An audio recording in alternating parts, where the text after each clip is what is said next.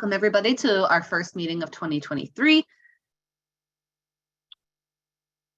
The first thing that I want to mention is that this is our last official meeting using the platforms that we currently use. So in lieu of a Kahoot trivia game today, my ask of everybody on this call, share it on LinkedIn, share it on Twitter, is to go to our new platform, which is called Bevy, and sign up for an account. So anybody who's already signed up, thank you. But anybody else who may not be, if you sign up by the end of the week, we're going to use the list of our members by the end of the week to set up a drawing for our prizes for this meeting.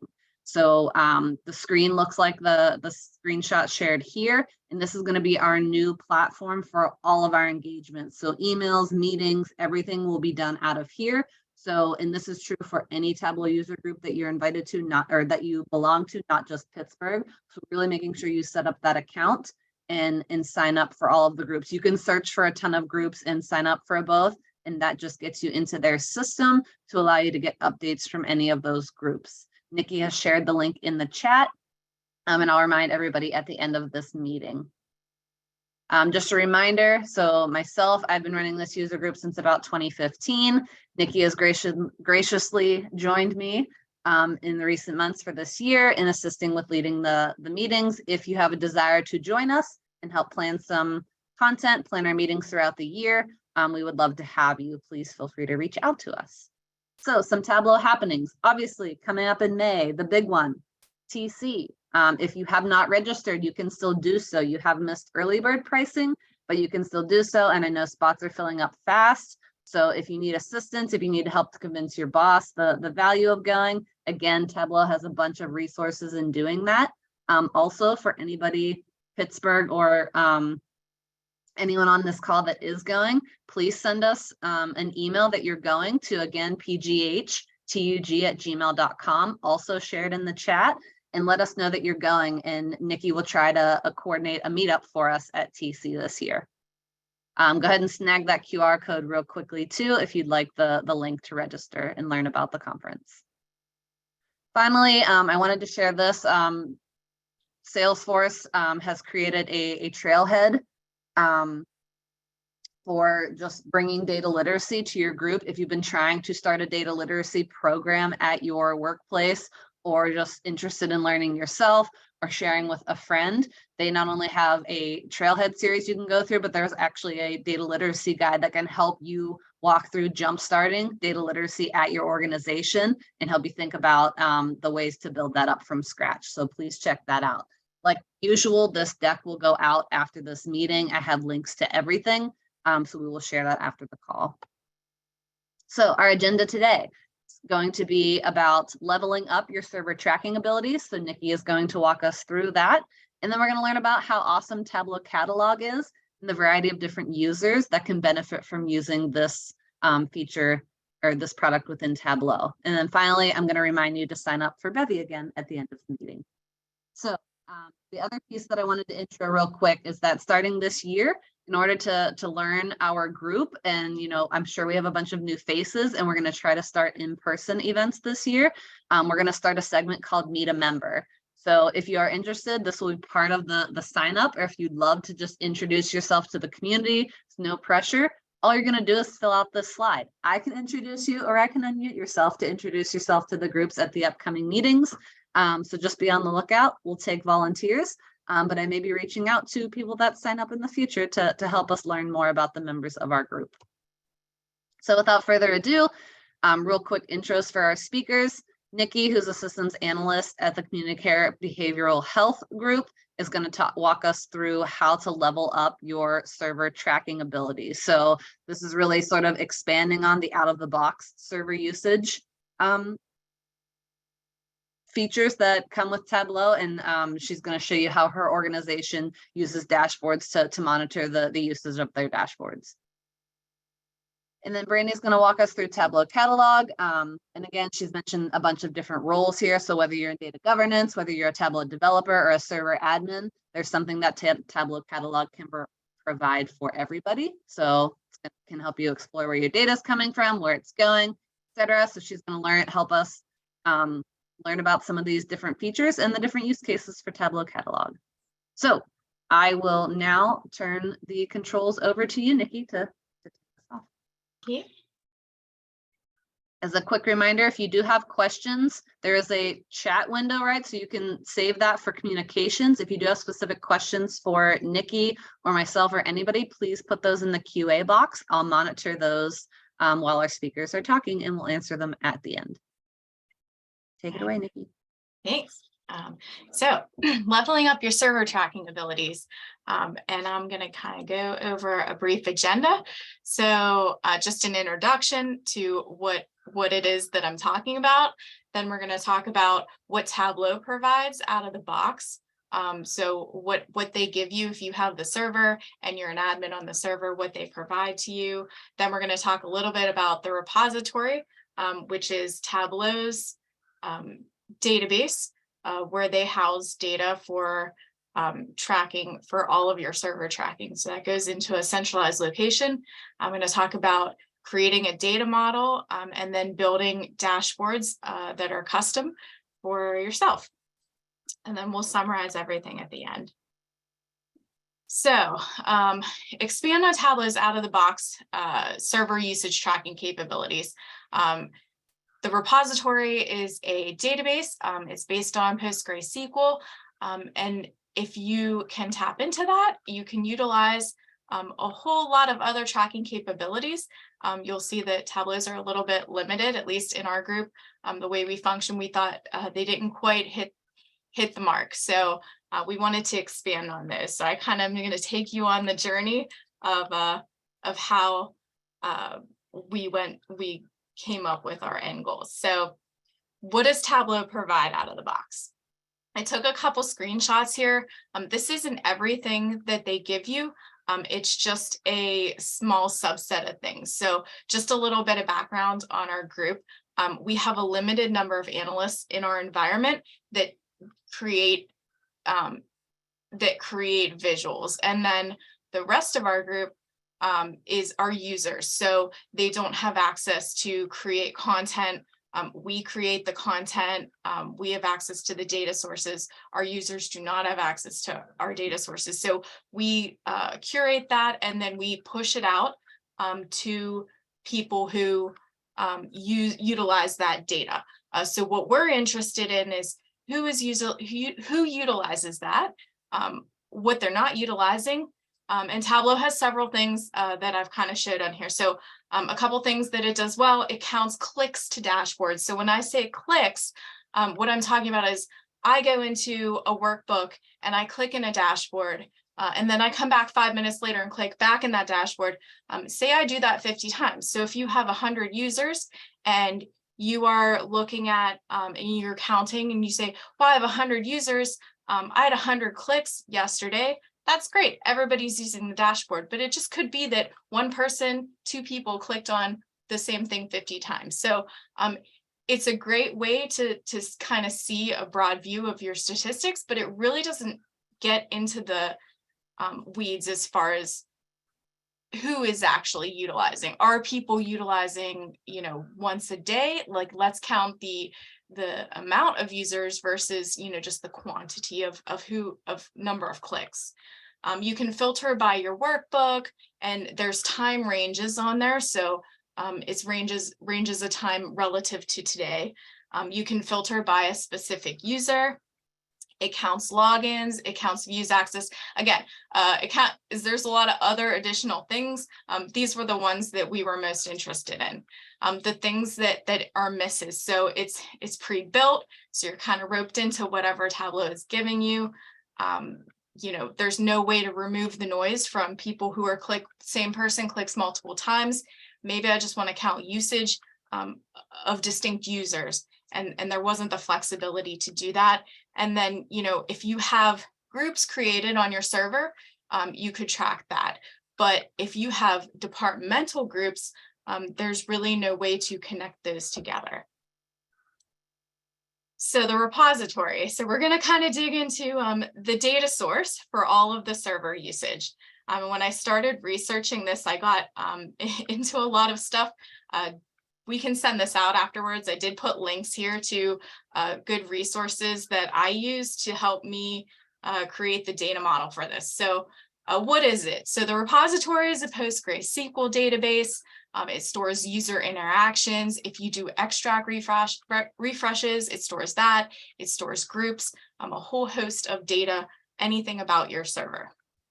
How to access it. There's a couple different ways you can get into it. There are actually log files on your that it stores. If you go down that route, you're kind of on your own. They're really hard to read, and that was just more in depth than I wanted to get. So in order to access the database, there's two different users that are built in. You can only have two users.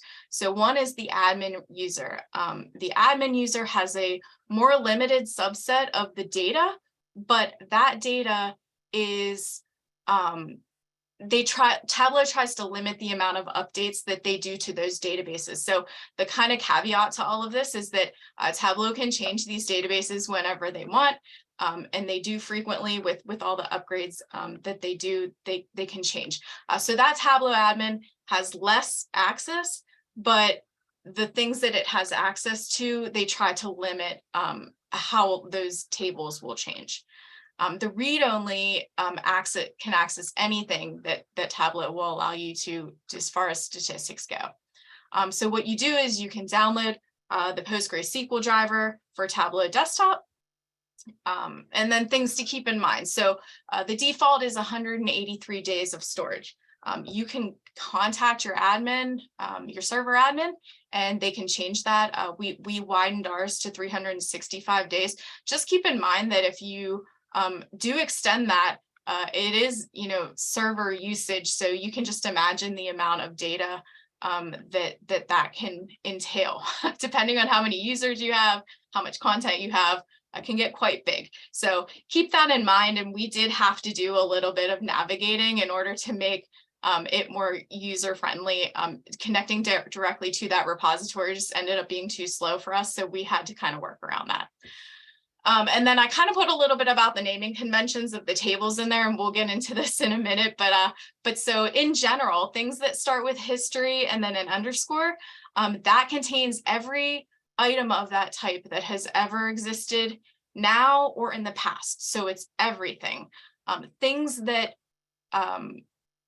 other tables will just have data sources or users or extracts. So that's the current state of affairs only. So when you're looking at the tables, just keep in mind those naming conventions, that if you want historical data, you need to have that history underscore and then the table name.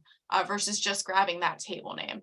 And then there are ones that just start with underscore, and those are views that Tableau has created to avoid, and you'll see on the next slide, to avoid joining lots of tables, because it is quite confusing. If you're looking at it, you'll be like, what the heck is this? And then changing your dashboard names will affect tracking. So those historical names remain. So if you're like us, and when we first started, we named things, and as we've gathered more data, maybe naming the dashboard demographics wasn't such a great idea, because now we have 50 different dashboards named demographics, and it's demographics of inpatient, it's demographics of outpatient, it's demographics of, so keep that in mind, that if you're changing workbook names or dashboard names, that those will kind of remain and kind of cut off your history. So it's something you have to account for. All right, so I'm connected to this data. So now what? I've kind of hinted at this a little bit, but you're going to get into Tableau desktop and you're going to look, you're like 416 tables. And that's if you're connecting as read-only. I did provide some resources on the other page of exactly how you set up that connection, and Tableau goes into a lot of detail about how to set up the connection. So now once you're connected, you're going to see a ton of tables. And then I've provided two resources down at the bottom. They're data dictionaries. So Tableau's data dictionary and then GitHub's dictionary. If you are not super data savvy, this will take a lot of time to navigate. The second part of this is a sample data model that I built using only 10 tables. So you don't need all those tables, but this is just an example of what we use in our data model. And so I wanted to try to simplify this process for you, because this is going to be quite time consuming learning the whole database. So down at the bottom of this page, I have a resource. It's from GitHub. It is a pre-made data model. So if you want some out of the box stuff, or you just want to take that and tweak it, it's really nice. So getting data from Tableau Server is probably harder than it should be. As I said, they can make changes to the schema at any time. And then, so there are a couple different paths that you can go down to get to answer your questions about your server and get a coherent data set. So you can use those data dictionaries from the last slide that I had and do all the research and build your own model. If you're really into data, that's definitely the way to go. GitHub, which is the resource that I have linked below, they have some sample data sets. All you do is download them from their site, point it to your repository connection, and you have your own set of data, and you can kind of manipulate that to do whatever you want. And then the model on the prior page is kind of a combination of that, of what was most helpful for the questions that our group had that we wanted to answer. And then on the right there, I have data sources. Those are the pre-made GitHub, pre-made data sources that GitHub gives you, and they kind of start you off with like a little mini workbook. You know, what I did is I kind of built the data model in Tableau. I was kind of checking it with what was on the server to make sure that that matched. And then, like I said, because it was so slow, you can actually go into Tableau Desktop and grab the PostgreSql. I do know SQL, but you know, so I kind of tweaked that SQL code to make it what I want, and I passed that to our admin server, who created a view. So you can create views on the repository. It's just like any other PostgreSql database. So he created a view, and it runs daily. The downside to that is that, you know, it's not refreshing instantaneously, but it is usable. It was just too slow the way that it was with a year's worth of data in it. So that's what we ended up doing. I created an extract off of that, and it refreshes every day. So it's as fast as it can be. It's super quick now. So I have useful data. We built our model, and now what? So now you have the capability to build whatever you would like. The first two that I have linked here are from our internal dashboards. I'm not going to get into how to build those. If you have questions or need help with anything, feel free to reach out to me, and we can kind of get into this more. But we track number of days and distinct users, so we can actually see how many people are using which workbooks. We track things over time by individual user. So, some of these things that you have to keep in mind is, if you have a workbook that only updates quarterly, you're going to kind of see usage, spiking every quarter because your data is not refreshing consistently enough. So those kind of help you answer questions if you know what you're looking at. And then I did link down here from a blog. It's called Tableau Zen, and I just put a little snip there. He does have those available to download of ones that he has created. They're really a lot more involved probably than we needed to be, but I did link that so you can check out his. So just some tips and ideas. So tracking the actual number of times a workbook is viewed versus the number of clicks. So like I said, we only count if one person clicked on it 3 times that day. We're only going to count them once. So we're actually counting users versus clicks. We put our tracking workbooks on the server. So like I said, our environment, not everybody has access. We didn't want to give our C-suite leaders admin access to the workbooks. So what we did was we put the tracking workbooks on the server. So you can actually track how and they use these, upper management uses them to make business decisions. So if somebody comes along and says, I really want this workbook, and we say, well, you have these other things out here. Do you not use those? Why don't you use them? So it really drives conversation with upper management and how we're developing more things, what's useful, what's not, what's working, how can we change things. You can track workbooks from all of your servers in one place. So we have an internal and an external workbook. We track this separately so we can kind of see how our external users are using things. You can really get into monitoring other things as well, like performance and load times when your server's most busy. I know Server actually has another product, but if you don't have that product, you could build your own. And then you can merge the repository with other data sources. So you can, if you have a really good HR data set, you can merge your users with that data, and then you can see what departments are using what workbooks. So a lot of different possibilities there. So in summary, if you find Tableau's usage tracking insufficient, make your own. So connect to the database, build a model, create your dashboards so that you and other non-admins on your server can monitor the usage of your content in real time. And so here is a list of the resources. Like I said, I can send this out. You don't have to screenshot them and type them in. But does anybody have any questions?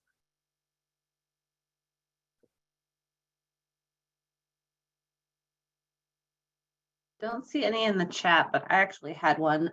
Since you started using the monitor, so like not on the performance side, we'll say on the usage side, have you seen that help, I guess, limit people, going crazy and creating dashboards for the sake of creating dashboards? Like, have you seen kind of the value drive or maybe more thought put into like what content is actually created? Yeah, so like I said, we have a limited number of creators and then a lot of users. So the majority of our staff are like clinical people, and they really don't have the knowledge or the time to build dashboards. So we have a data team that does that, but it's really driven a lot of like interesting conversation where, a group will come to us and say, well, hey, like, we need this. And we'll say, well, this exists out here. Why aren't you using it? Or is it not working for you? Or is it just like, oh, well, that's really great. Maybe it's that they didn't know it was out there, or maybe it's that, it wasn't quite what they needed, and we can just add a couple things to it and make it more useful for them. So it's been really good at driving that conversation on the things that we have built, what works and what doesn't. Awesome. I saw there was a hand up and I was going to unmute, but if that person still has a question, if you want to re-raise your hand, I can unmute you so you can talk, or you can type the question in the Q&A box. I'm looking, I think okay, Karan, I believe you should be able to talk now if you want to provide your question. Hey, Jennifer. Hey, Niki. Hey. I hope I'm audible. Yep, we can hear you. Okay. Great presentation, by the way. One of the things that I was thinking about, like in some of our previous work, we have tried doing utilizing the default, as you suggested, right?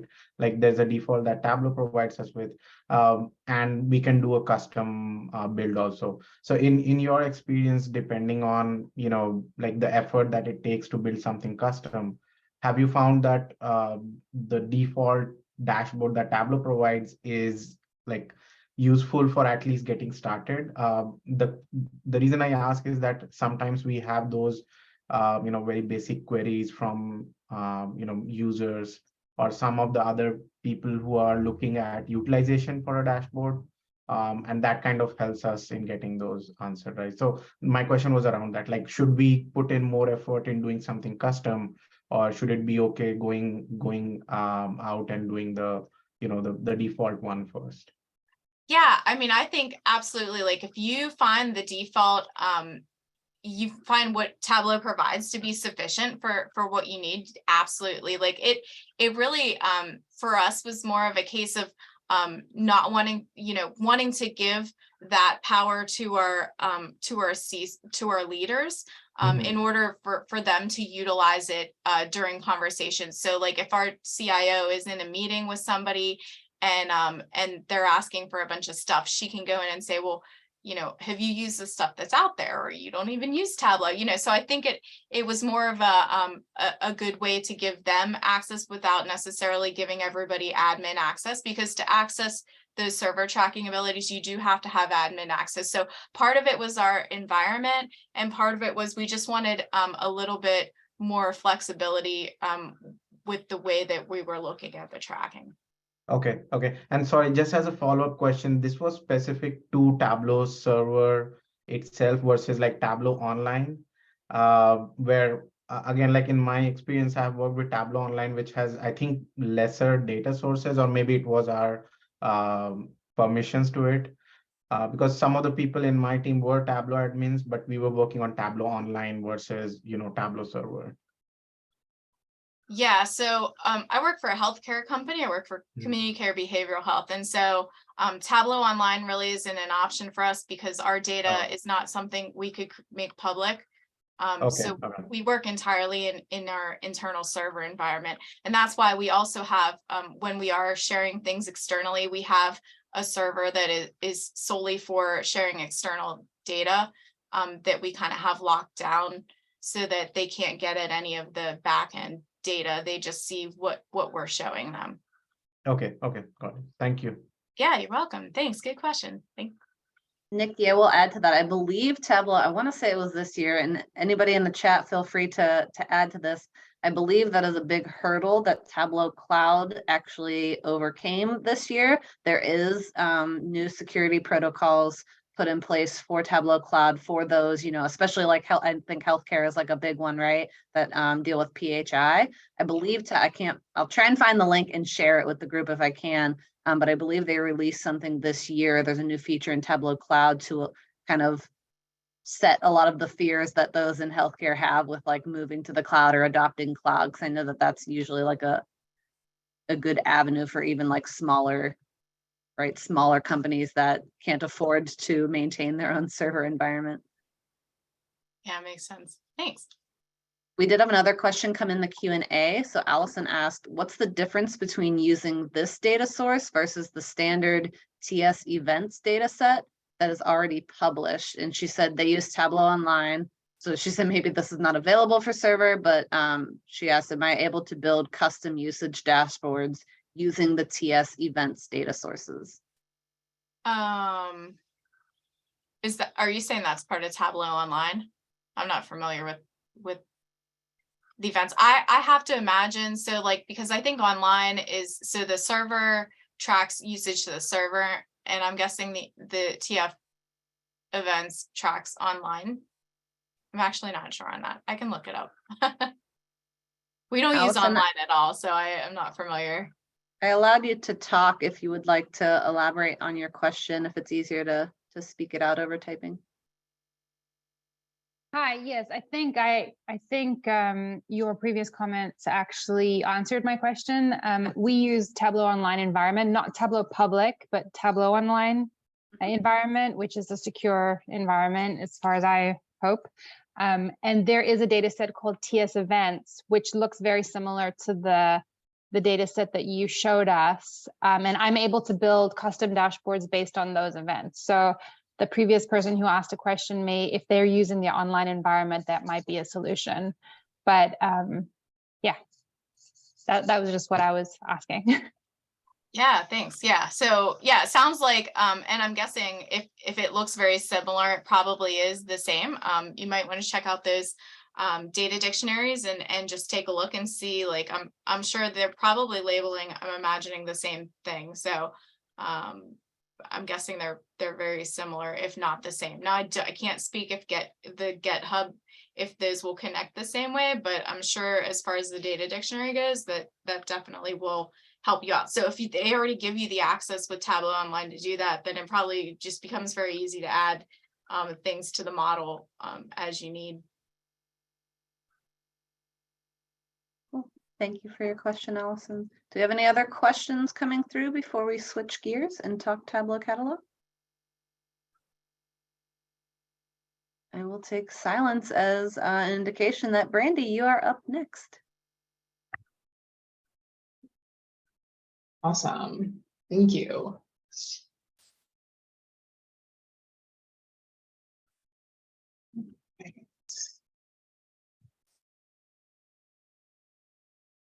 Awesome. Can you see my slide deck? Yes, Yep. we can see it. Great. Excellent. All right. Yeah, I'm here to talk about Tableau Online, or nope, no, not at all. Tableau Catalog. So I guess maybe I'll start with just like a brief question that you can throw in the chat. I'd love to know who here has Tableau Catalog. So for those that don't know what Tableau Catalog is, let me kind of just start there. But essentially, Tableau Catalog comes with something called the data management add-on. So if you have Tableau Server or Tableau Cloud, I believe you can purchase an add-on called data management, and it comes with Tableau Catalog. It also comes with the ability to schedule your Tableau prep workflows. It comes with something called Tableau Conductor, but I'm going to be focusing on Tableau Catalog, which is again part of that Tableau data management add-on. So it seems like, yeah, some people have it. No. Either way, again, I think this is kind of a really cool tool. And I don't know, nerdily, I kind of want to like just talk about how cool and awesome it is. And so I've put together, this presentation and a blog post that kind of dives into the ways that I think it's pretty awesome.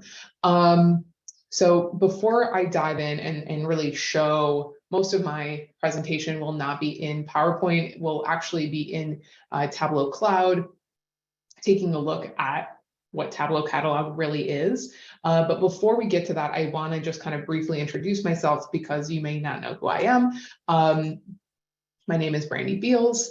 I kind of have my things broken out by day. I'm, an analytics manager, so I have a full-time job.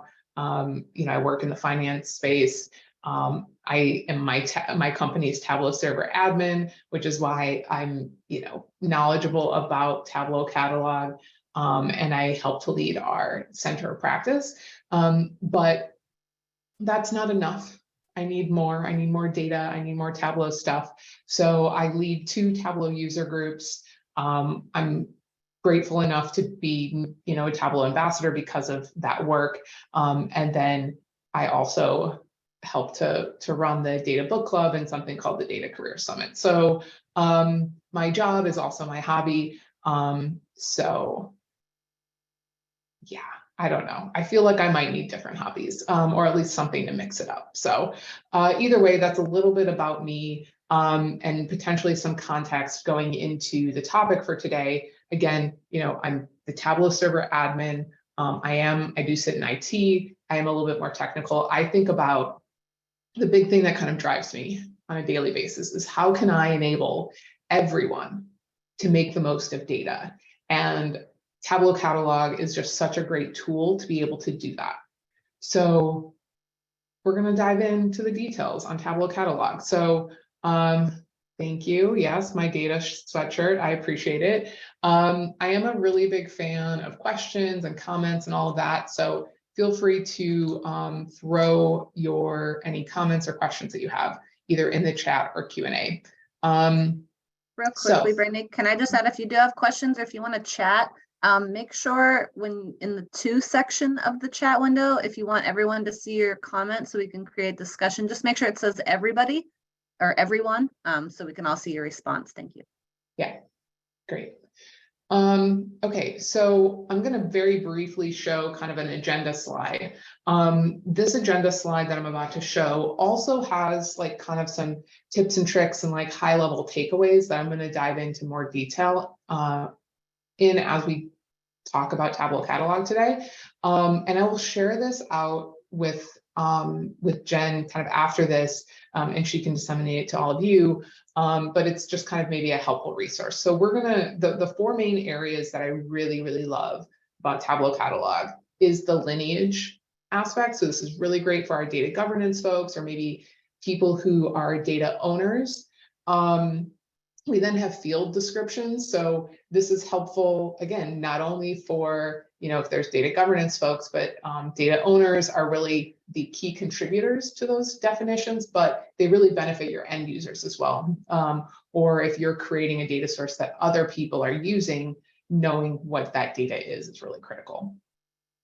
Data quality warnings. So again, you know, it's for our data governance folks, but it's also for our end users who are relying on that data. They should be knowledgeable about maybe when there are issues with that data source. So we're going to talk about that. And then the final item is really, really wonderful for our end users, but as a data source owner, if you are responsible for creating a data source or creating a workbook and sharing that with people, if maybe you're like me, you get a lot of questions about when was this data last updated, where it's coming from, like how are you calculating this?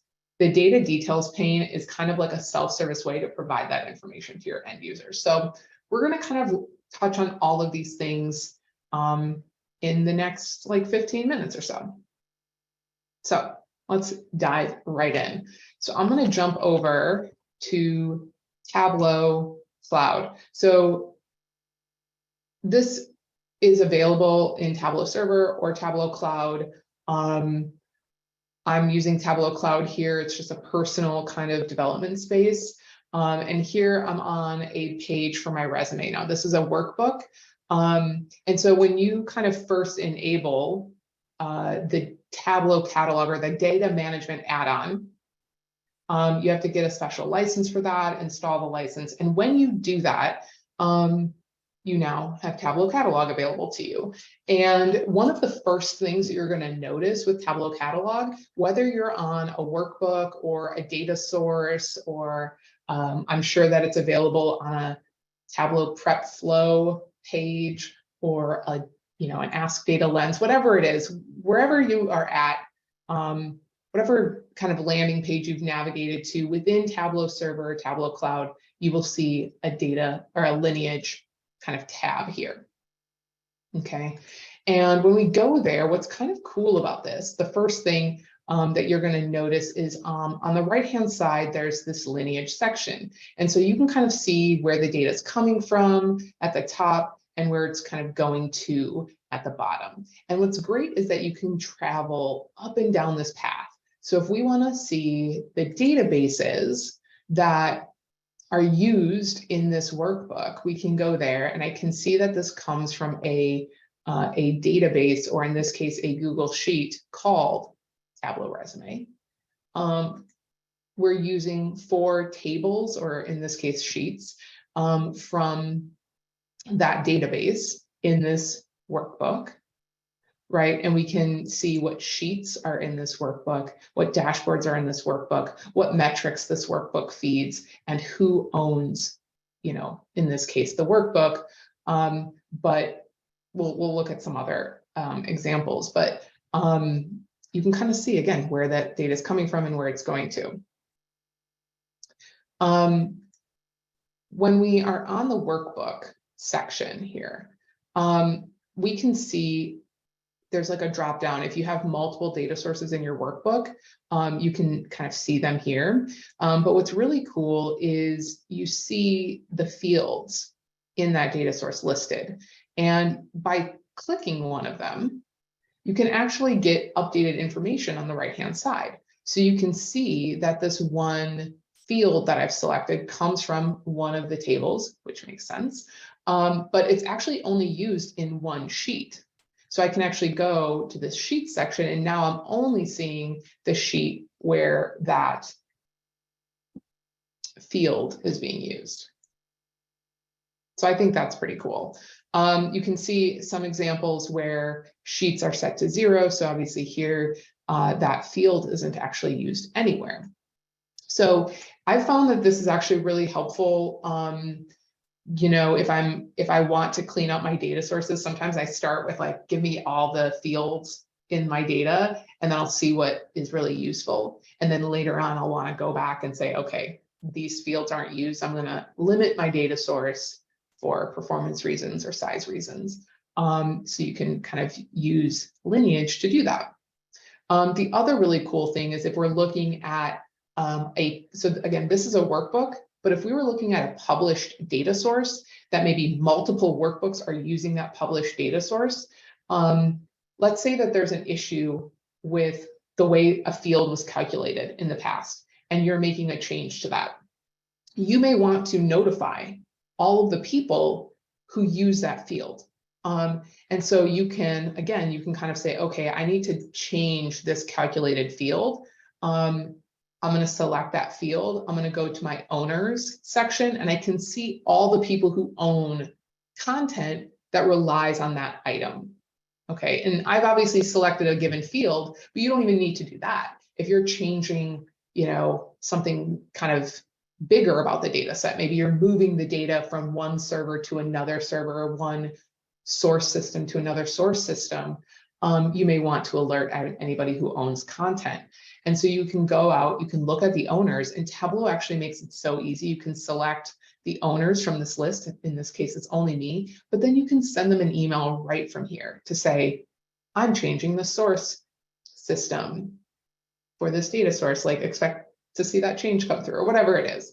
So that lineage tab just makes life so easy, whether, again, you're data governance, you're maybe an admin, you're owning content, whatever it is, lineage is pretty great.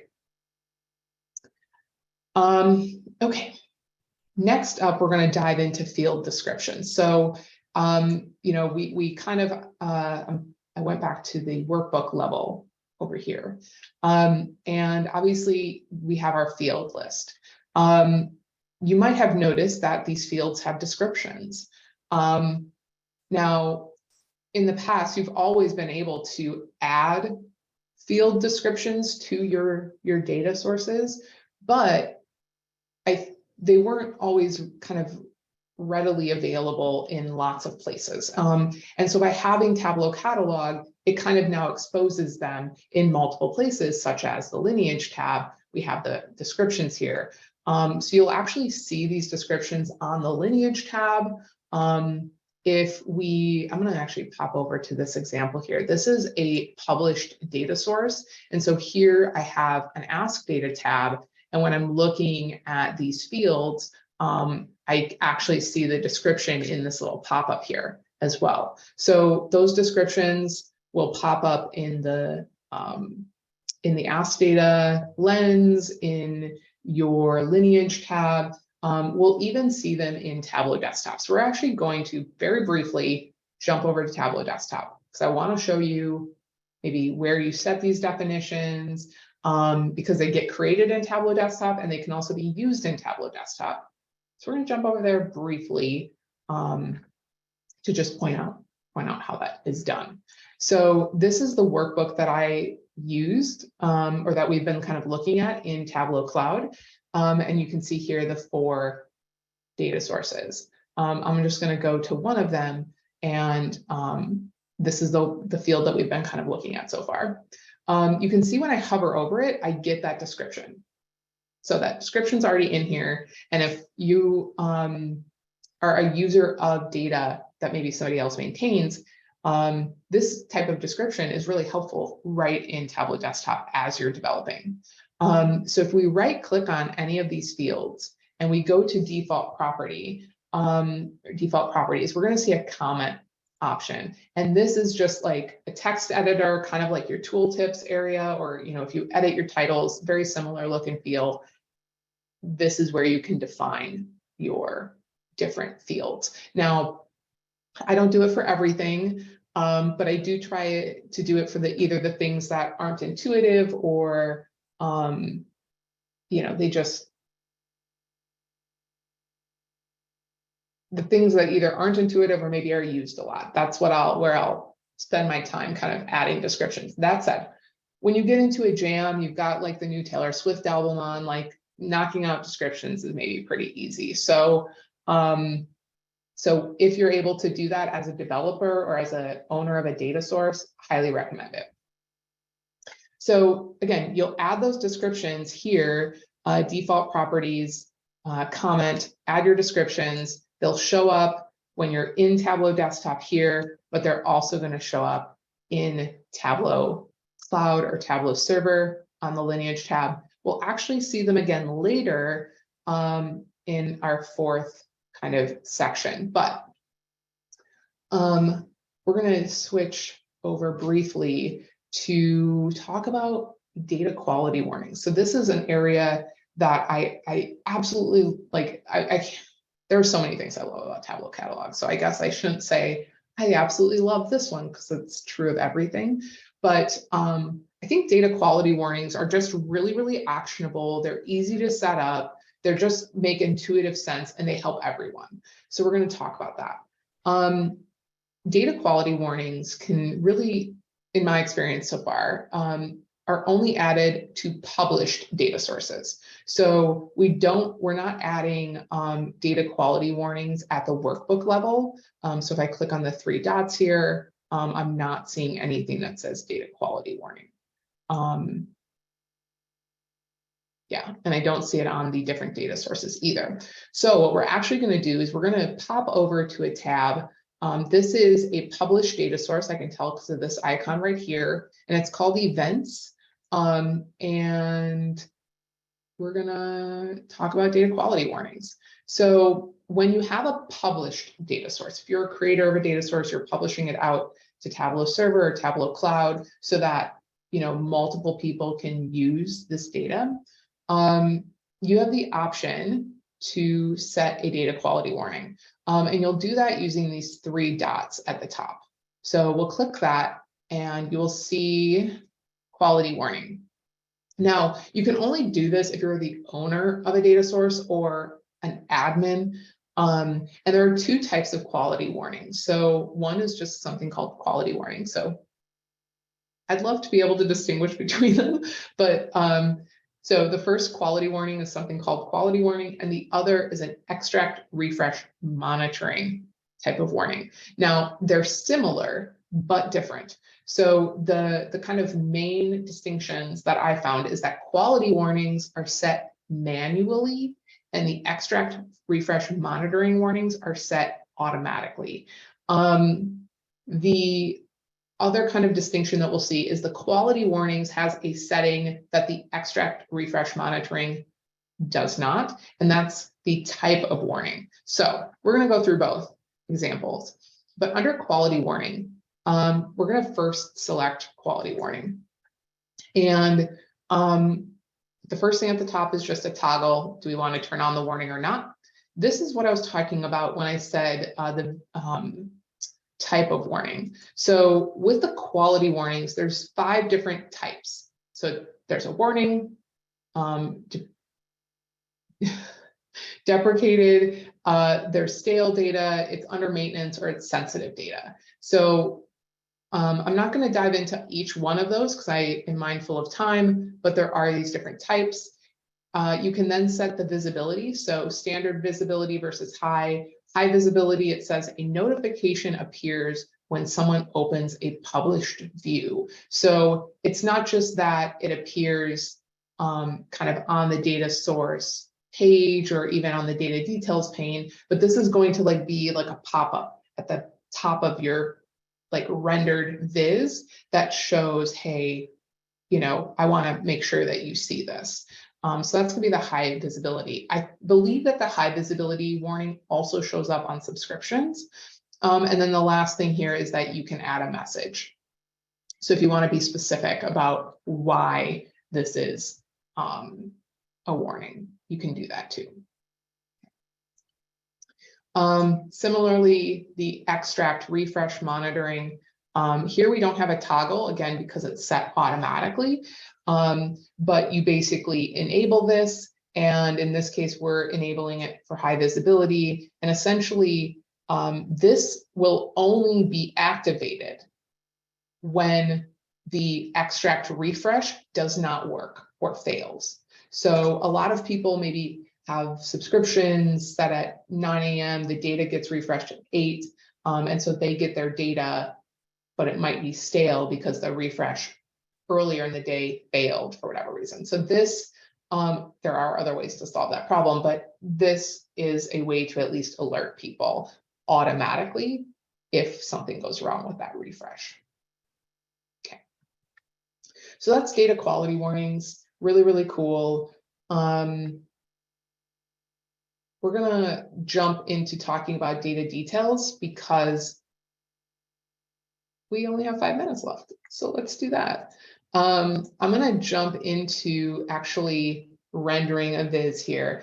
I've been talking a lot about kind of like the nerdy things surrounding it, but let's think about what it might be for an end user looking at some sort of viz in Tableau Server or Tableau Cloud. There's a data details button, and it could be anywhere in here depending on your version of Tableau Server or Tableau Cloud. But when you click on it, okay, thanks, Jen. She just reminded me we're early, so I don't know why I thought this was only an hour long. Apologies. So let's see if we can do this again. Well, let's just be clear. This is a development version of Tableau Cloud because this doesn't normally look like this. But essentially what we're seeing here at the top is we see the usage of this particular view. We can even see who owns it and when it was last modified. So I kind of love the data details tab just for that alone. Like your end user may not know who to go to ask questions or when it was last updated. They can kind of get that information right here. We can then, as an end user, see what data sources are used here and when they were last refreshed. So this data is as of this morning at midnight. So I have a refresh set up. I don't really love this view. Let's see. I'm just gonna just refresh just to see.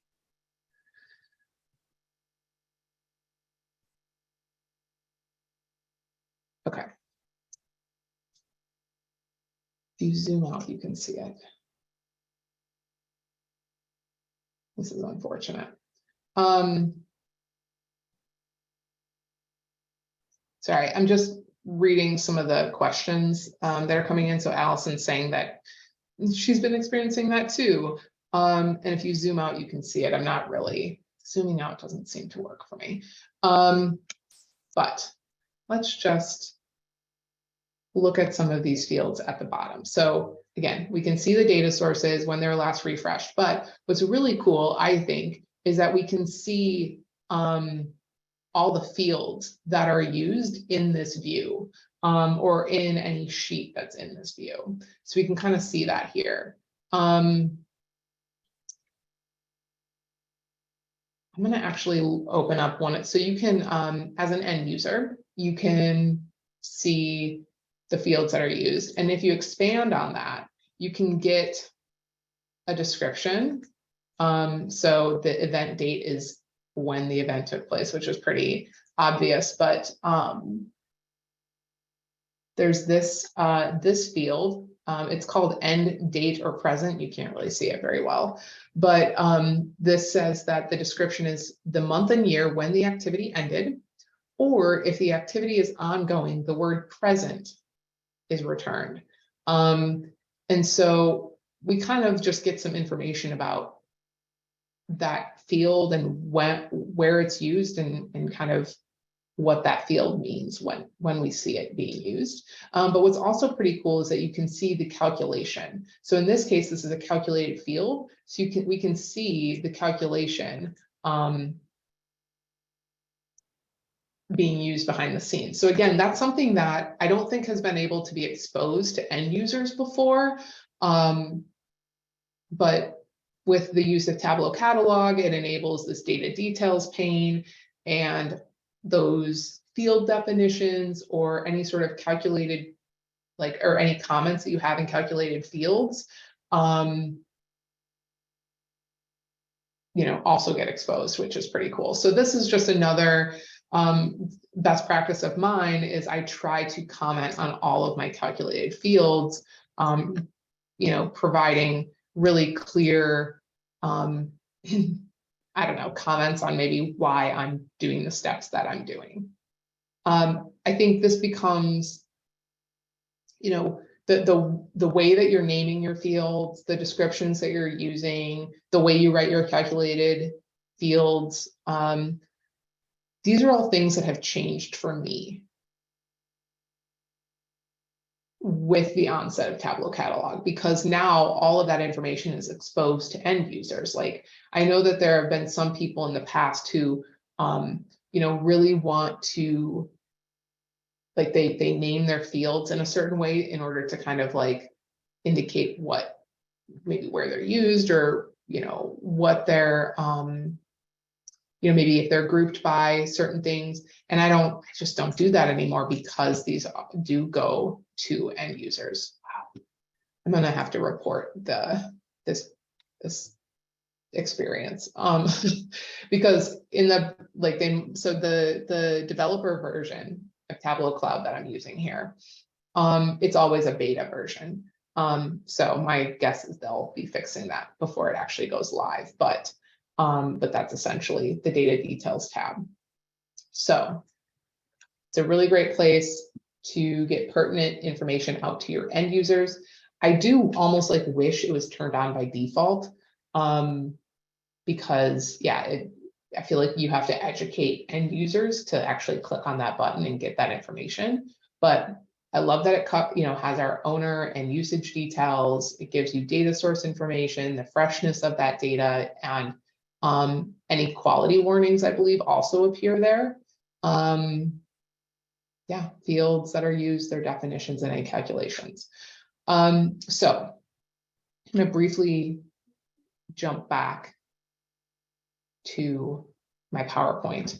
And because I know I kind of went through that relatively quickly, there is something I want to circle back to though. And that's actually the data quality warnings. So we've talked about how there's two types of warnings. What I didn't really show is maybe where they are visible. So I kind of want to just briefly touch on that. So when you set a data quality warning, they actually appear, in this case, this is the data source that we're looking at. It appears right here on the data source landing page. If people are kind of used to that, going there and looking at that data source, it'll appear right here. And you can click on it and actually see who said it, when they said it, and what that message was. It will also appear in Tableau Desktop. So here I have Tableau Desktop. Here's that data source with the data quality warning. And I can see that right from here as well. So I kind of like that. If you set it on Tableau Server, wherever people do their work or however they engage with this data source, they're going to see that warning. So I think that's pretty great. Like I said, it'll also appear in subscriptions if you set it to high visibility. So some places where I kind of think data quality warnings are really, really valuable. So like if you are editing a data source, like I said, maybe you're moving it from one system to another, or you're changing some calculated fields, having this data quality warning on there might be really helpful to the people who use that data. Let's say you're relying on data from a third-party vendor, and for whatever reason, their system doesn't really work that well, or is kind of like down today or experiencing an issue. You could go in and set quality warnings on any data sources that kind of rely on that data vendor so that people know, we're kind of waiting. If you are planning to retire a data source or a system, you can go through and set that deprecated kind of warning, or kind of make note, like this is no longer like being supported or refreshed. That's always a really good quality warning that you can set. And then the other type was like, we had saw like in Tableau Cloud, we can go and set a quality warning. And this option for sensitive data is also really nice. So, hey, this contains, very detailed customer information, or, whatever type of sensitive data you might be working with. Or maybe there's even licensing considerations when working with this data. So those are all things that you can set right from here. So thank you for letting me circle back to that. I wanted to make sure we covered that, because that, to me, like there's so much that can be done with just these like 3 settings, right? The ability to select the type, the visibility, and then the warning. And I will say, or that message, I will say I do kind of tend to, it looks like a message is required, but like I try to provide, why there's an issue, time-wise, who to reach out to for more information, or, you know, whatever. I try to keep it simple, 1 or 2 sentences, but try to pack in as much information as I can too. So those are the big things that I really wanted to highlight when it comes to Tableau Catalog. And I would love to just maybe get feedback, questions, and hear from you, whether you use this, how you use it. Is it different than how I use it? Yeah, what questions do you have on like how it can be used? We had one question come in the Q&A. Allison, she had to drop, but she said she'll come back to see this. She said, if I publish a data set via desktop to Tableau Cloud and I put the descriptions in, do those descriptions carry over through prep workflows to other outputs? It's a really good question. And unfortunately, I don't know the answer because I don't really work with Tableau Prep that much. Sorry, but maybe, you know, maybe someone here in the group knows. So if you know, I would say throw it in the chat, but yeah, I'm not sure. I would another. Oh, go ahead. No, I was just gonna say, like, if it would feel like a missed opportunity, right? If that didn't happen, especially when you see all the other places where those descriptions end up getting put. So I would hope that the answer is yes, but I'm not positive. Took a screenshot of that question too. I'll post in the Tableau community and see if we get some answers there as well. Cool. I saw another question come through the chat, and it said if you were showing the calculation window, right? So we have the description and then the actual like calculation below that. The question was if that calculation contains other calculated fields, so like a nested calculation, does that carry all the way through? I'm assuming the question is asking, like, do we see the visibility to all of that?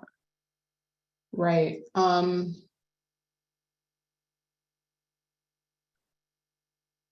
I think it'll look just like the calculation that you see in Tableau Desktop. So if start date were a calculated field, then we wouldn't see that calculation here. We would have to go to start date to see the calculation for start date.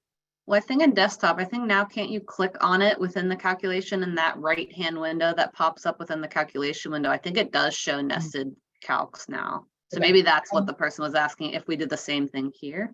Yeah, great question.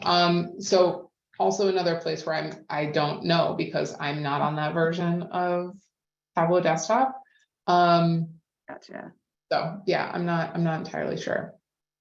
Really Well, good question. Dumpers. Yeah.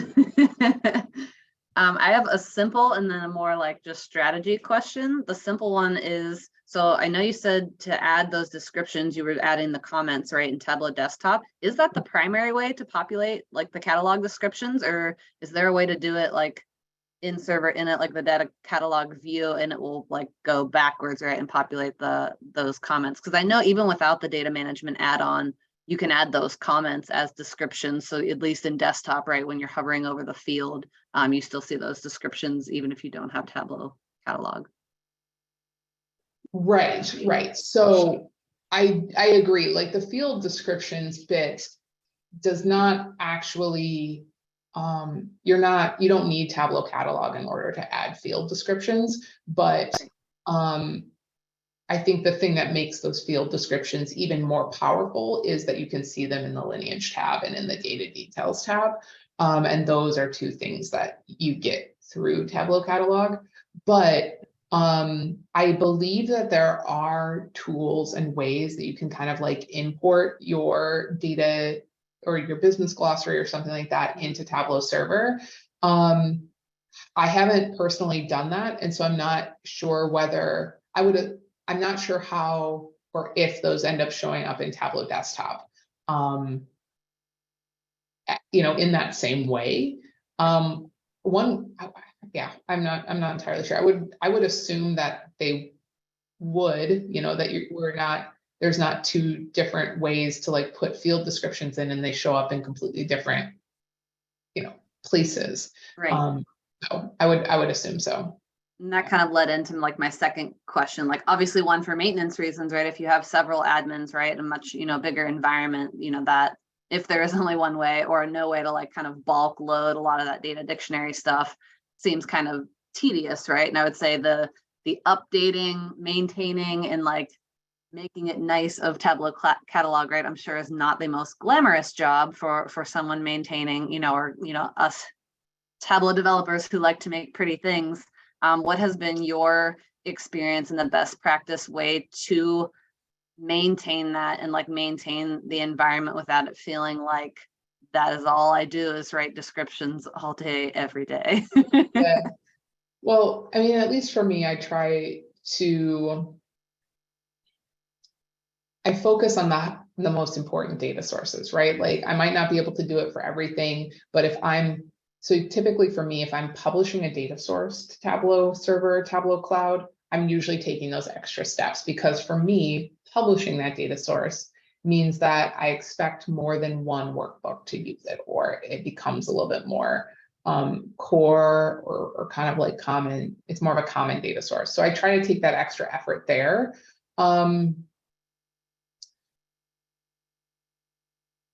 Sometimes it's more of an iterative process. So you kind of put the data source out there, and then if it starts to get used, you kind of circle back and iterate over that by adding descriptions and further industrializing that data source, right?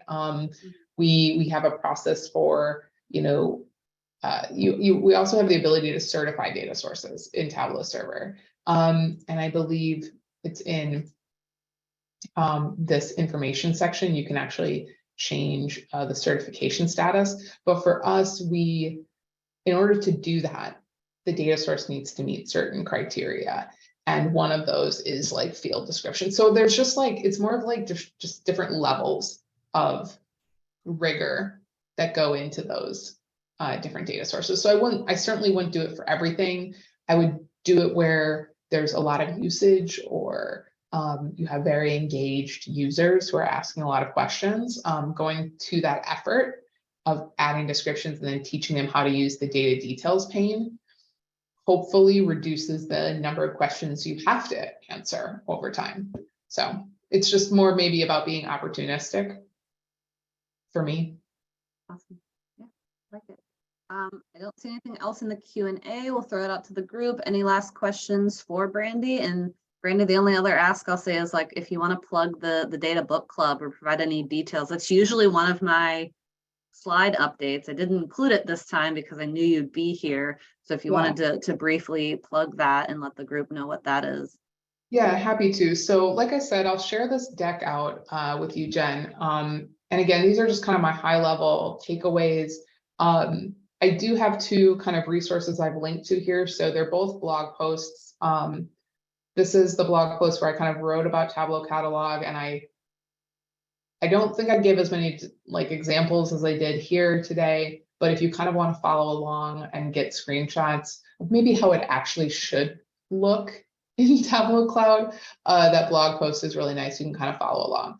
I also have a resource here for just some like other kind of enterprise tips and best practices. Again, in my role, I'm really trying to scale what we can do with Tableau by using Tableau Server and Tableau Cloud. So I focus a lot in there. And yeah, just kind of that second blog post talks a little bit more about like adding descriptions and how you can maybe add documentation for other people on your team who maybe all support the same reports, or just whatever other things that you can do. But the Data Book Club. So I run the Data Book Club. It really came about during the pandemic because like most Tableau user groups, we went virtual. But the thing that I missed from being in person was the networking, right? Whether it's before, during, or after the meeting, chatting with people and just kind of talking to them about what they're working on, or, what they're thinking about, and just getting to know people and knowledge sharing. So I thought, well, if other people are like me, they have a stack of books that they've purchased that they they haven't read, or they need some motivation to read. And so I thought this might be a really good opportunity to kind of like serve both of these needs. So the Data Book Club has been around for like 3 years now, and we read 4 books a year. They kind of change. We pick a new book every season. So we're about to pick our spring book. We're actually between books right now, so this is a perfect time to sign up. But in the spring, we'll pick a book, and essentially everybody's responsible for getting that book. And then we'll meet over Zoom every few weeks to just talk about what we're reading. And we usually have maybe 3 meetings. So we're not talking about a significant time commitment with the meetings, but it's just nice to have that opportunity to come together to discuss the book. So this was the book we read over the winter, but it was really great. All the books are like data related. And so in the past, we've read How Charts Lie. We've read Cole Nussbaumer-Knaflich's book, Storytelling with Data, Let's Practice. That was actually a little bit more hands-on. We read Weapons of Math Destruction. So we've read a lot of books that are just kind of related to data. And I'm always looking for recommendations. So if you have any recommendations, I would love them. But yeah, it's just kind of like a fun way. And there's no commitment either. Like you can sign up and then like literally never attend anything or never get the book or whatever. Or you can, read the next book, but you can kind of like bow out from the book club after that. And if meetings aren't really your thing, which would be surprising considering we're all on a meeting, but we also have a Slack space where you can just engage asynchronously too. So lots of different ways. And do you publish the books that the group has read, just in case someone's like, well, I can't commit to the meetings, but I'd like to know what's popular, what the group is, reading, so I can just maybe read it in my own time. Do you publish the list anywhere, what the group has read? Yeah, so actually on my website, I have, on this website, just right at the top is the Data Book Club. You can sign up. It just kind of gives you basically the information I just gave you, but you can sign up, and then this is our past book selections. You can see all the books that we've read over the past like 3 years or so. Yeah, so they're all there. Awesome. Well, Yeah. Thank you so much. I didn't see any other questions come through, so I'm assuming I got all those answered. So I will just conclude the meeting. If I can share my screen real quick, just have a quick slide to show everybody, and then y'all can get out of here and on to your next meeting. 1 second. I just want to announce our next meeting. So a reminder, hopefully you can see my screen. Yes? Are we still good? Kind of lost everybody. Good. Was that a yes? Sorry, I actually can't. Yes. Okay, cool. Thank you. Yeah. So we're aiming for our next meeting to be May 2nd, Q2. So again, a reminder, that's going to be on the new platform. So make sure that you're signed up for a Bevy account and you've actually signed up for any Tableau user groups that you belong to. We will, by the end of this week, we'll pull names for those to win swag for this meeting. If you have signed up for the Pittsburgh Tableau user group, it will also mention on that same page, there'll be a speaker sign up form. So we're always looking for community members to speak. And again, it doesn't have to be a long talk. If you have something that takes a long time to talk about, sure, we love it. If you have something that takes 10 minutes to talk about, or you just want to demonstrate your role at your company, what your team does, really anything, and introduce yourself, we take any and all kinds of speakers. So there'll be a link on there for people to sign up to talk. Other than that, I thank everybody for their time, and I will get both the recording of this meeting and any resources shared with me to you all. I hope everyone enjoys the rest of their day.